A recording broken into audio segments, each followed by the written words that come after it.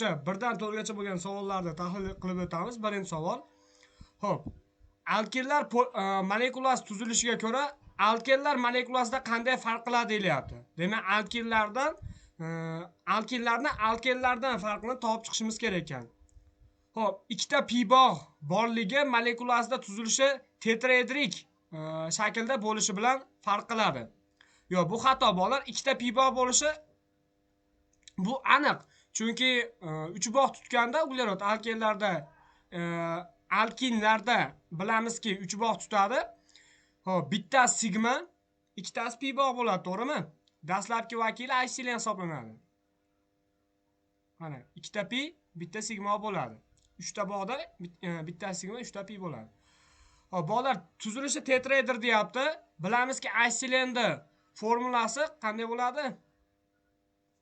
Mana buni uglerod holatda birikadigan bo'lsak, SH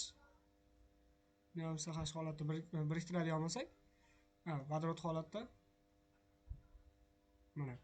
mana bu qo'llarga vodorod umumiy biriktiradigan bo'lsak, bittadan biriktirib uglerod to'rvalaydi. Demak, bolalar, buni nomi chiziqli deyiladi. Bu aysilen deb ataymiz. Tarixiy nom bo'yicha tuzilishi chiziqli bo'ladi. Bizda tetraeder beryapti, shuning uchun javob xato. Keyingi bitta pi bog' bo'ladi deyapti. Bolalar, ikkita pi bog' bo'ladi. B javob ham xato. Bitta pi bog' bo'ladi, burchakli deyapti. Ikkalasi ham xato. Mana bunda yassi deyapti, bu ham xato. Bu ham xato. Bolalar, D javob ko'ramiz. Ikkita pi bog' borligi to'g'ri, molekulasini tuzilishi chiziqli bo'lishi bilan deyapti. To'g'ri bolalar. Aysilenni tuzilishi chiziqli bo'ladi. Molekulyar tuzilishi chiziqli bo'ladi. Shunisi bilan to'g'ri. Javobimiz D javobga to'g'ri keladi. Keyingisi, aysilen tarkibida nechta sigma, nechta pi bog'lar sonini toping deyilyapti. Demak, sigmalar sonini hisoblaymiz. Bitta sigma 3 bog'ning ichida vodorodga bog'langanlari yakka bog' bo'lgani uchun bular sigma, jami 3 ta sigma bo'ldi. Pi bog'lar soni 2 ta bo'ladi. Demak, 2 ta pi bog'imiz mavjud bo'ladi. 3 ta sigma, 2 ta pi bog' degan javobni oladigan bo'lsak, mana javobimiz A javobga to'g'ri kelar ekan. Xo'p, to'g'ri. A javob ekan. Keyingisi 3. Quyidagi uglevodorodni sistematik nomenklatura bo'yicha nomlang deyilyapti bolalar. Demak, buni nomenklatura bo'yicha nomlaydigan bo'lsak, bizda dastlab metil gruppa berilgan. Mana SH3. Keyin SH berilyapti. Bunga radikal kelib birikyapti. Ya'ni metil radikali qovusni ichida berilyapti. Demak, SH, bunga metil radikali. Keyin yana uglerod. Keyin 3 ta uglerod deb qo'ygan bolalar, shu yerga 3-ga 3 ta bog' birikadi. 3 bog', chunki alkin. Hop, uglerod. Undan keyin bolalar SH beryapti mana. Keyingisi SH, yakka orqali SH. Bunga bolalar metil radikali kelib birikyapti. SH ga 2 ta metil radikali kelib birikyapti. Mana qovusning ichida 2 holatda yozilgan. Demak, metil radikali holatda yozadigan bo'lsak, SH holatda yozadigan bo'lsak, radikallarda asosiy zanjirini sanaymiz. Demak, bolalar, qo'sh bog' va radikal yaqin tomondan sanaydigan bo'lsak, ikkala tomondan bir xil bo'ladi. Chunki bunda ham 2 ta radikal, bunda ham 2 ta radikal, bunda ham 3 ta 3 bog', 3-chi uglerodda 3 bog'. Demak, dastlab chap tomondan nomerlasak bo'laveradi. Demak, 1 2 3 4 5 6. Demak, asosiy zanjirida 6 ta bo'ldi. Nima bo'ladi bunda nomi? Geksin holatda bo'ladi, chunki alkinni nomlayapmiz. Endi bolalar, 2 ta metil radikali bor, 5 ta metil radikali bor. Demak, 2 5 dimetil geksin. Demak, 3 bog'imiz qaysida turibdi? 3-chi.